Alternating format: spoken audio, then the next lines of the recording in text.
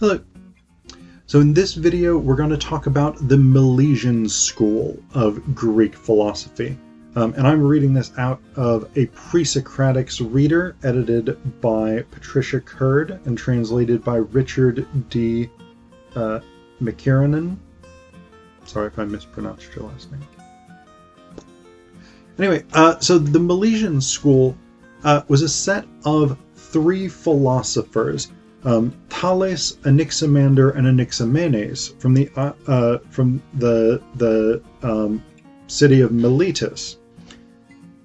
And they're really interested, or one of the core things that they're interested in their, not their writings that survive, because very little of their writings survive, but in what other philosophers say about them, they're interested in this idea of material monism, which is essentially the idea that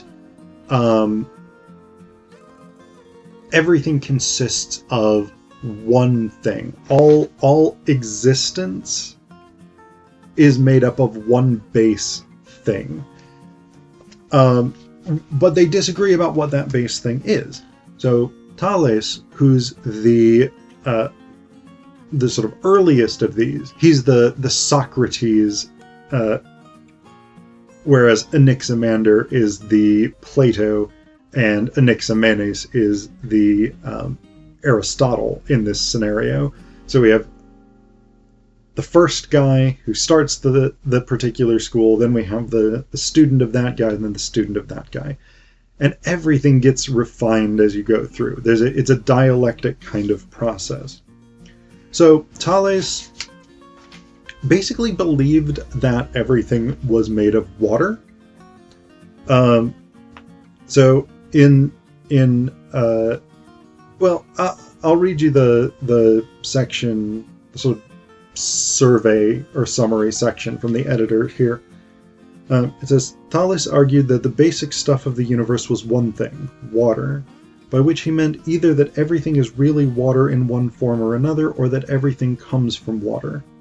Aristotle, who's the source for these reports, seems unsure about which of these propositions Thales adopted. This tells us that even by Aristotle's time, Thales was known only by report rather than by any direct evidence. According to the tradition with which Aristotle was familiar, Thales was also said that the earth rests or floats on water, though this may be the result of confusion about his claim that everything is water. So Thales has this sort of initial idea, and what Aristotle says in the Metaphysics is maybe he got this idea from seeing that the nourishment of all things is moist, and that the hot itself comes to be from this and lives on this. The principle of all things is that from which they come to be. Getting this idea from this consideration, and also because the seeds of all things have a moist nature, and water is the principle of the nature of moist things. So this is Thales. This is one of his sort of big ideas, is that everything has a root in water. Whether that particularly means like everything exists as water in just different forms of water, or everything originates in water, it's not entirely clear. But he has this notion that water ends up taking on different forms, that the base substance of existence ends up taking on these different forms. Now, Anaximander comes along and he's like, well, the problem with that is that water is a distinct thing. Like, it's got its own properties, and so it kind of doesn't make that much sense to say that everything is water. And so what we get with Anaximander, and this comes from Simplius, I don't know, his commentary on Aristotle's physics. He says, of those who declared that the first principle is one, moving and indefinite, Anaximander said that the indefinite was the first principle, an element of things that are. And he was the first to introduce the name of the first principle, i.e. he was the first to call the first principle indefinite, apeiron in Greek. He says that the first principle is neither water nor any of the things called elements, but some other nature which is indefinite, out of which come to be all the heavens and the worlds in them. So Anaximander says, Thales, you've got the right idea that everything has a base substance. There's a single indefinite, or there's a single first principle, but it's not water. It's not something definable. It's, whatever. It's what it is. It's whatever it is. And Anaximander is not especially clear about what it is. But he thinks that it can take on all of these different forms. And then comes Anaximenes, who's like, yeah, that's basically right, but it's kind of a cop-out to just say it's some indefined thing. And so Anaximenes says, actually, everything comes out of air. Air is the base substance. And when he's talking about air, he doesn't necessarily mean like, I don't know, this stuff, clear stuff I'm waving my arms through and exists between me and the camera and whatever it is. He means something more maybe like ether, a sort of mist laden with potential, I guess. And what Anaximenes, one of his really big additions to this school of material monism is that he defines how air comes to take on these different forms. So Simplius, I don't know. So Simplius quotes Theophrastes, who says, Anaximenes, like Anaximander, declared that the underlying nature is one and boundless, but not indeterminate as Anaximander held, but definite, saying that it is air. It differs in rarity and density according to the substance as it becomes. Becoming finer, it comes to be fire. Being condensed, it comes to be wind, then cloud, and then still further condensed, it becomes water, then earth, then stones, and the rest come out of these. He too makes motion eternal and says that change also comes to be through it. So for Anaximenes, we get not only the idea that everything comes out of one base substance, but he says here's how air is transformed into all the stuff that exists. So as it gets lighter, as it gets thinner, it becomes fire. As it becomes heavier, it becomes wind, and then it becomes water, and then it becomes solid materials, etc., etc. So we've got this idea. Now, what's really interesting about this material monism idea is that it reflects something really cool about the Milesian School, which is that a lot of their philosophical and scientific principles are kind of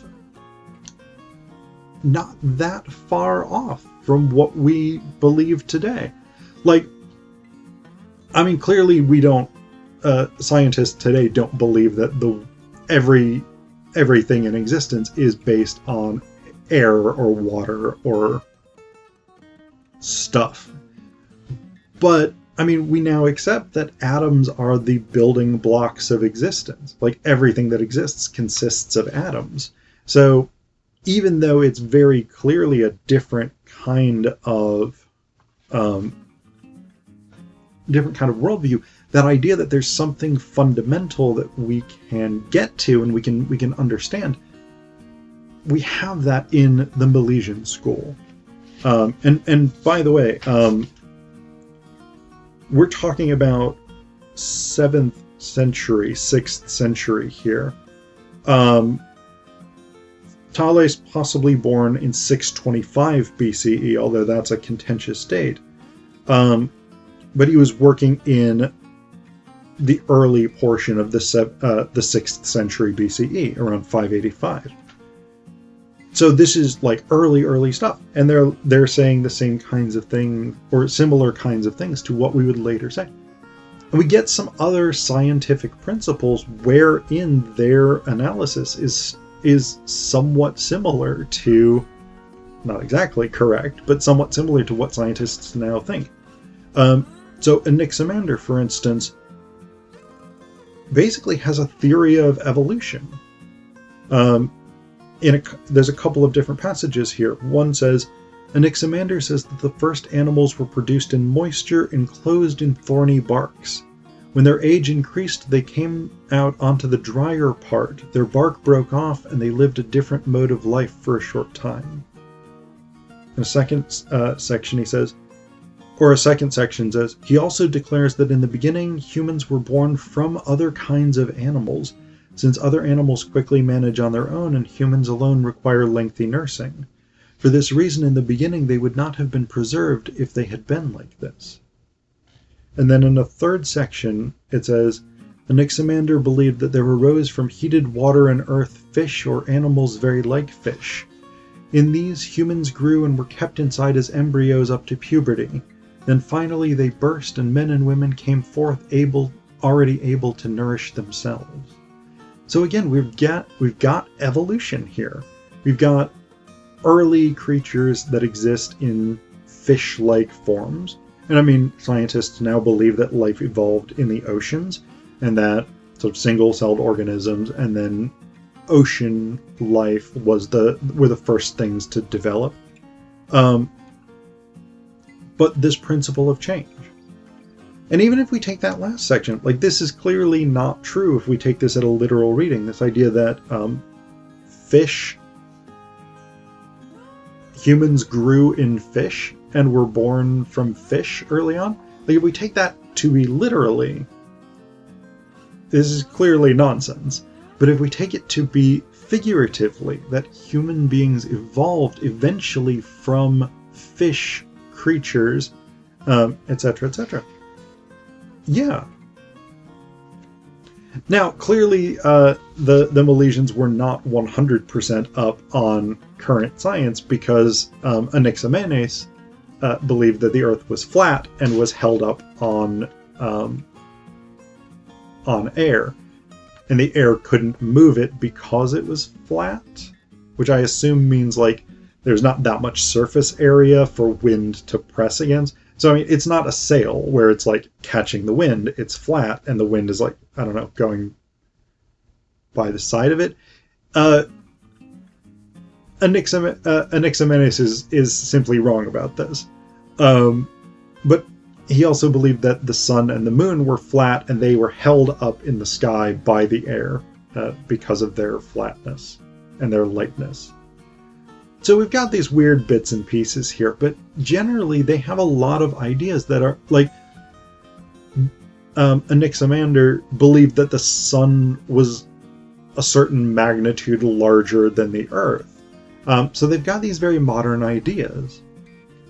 But there's one more thing about them that I find this story delightful. This is recounted by Plato about Thales. Once while Thales was gazing upward while doing astronomy, he fell into a well.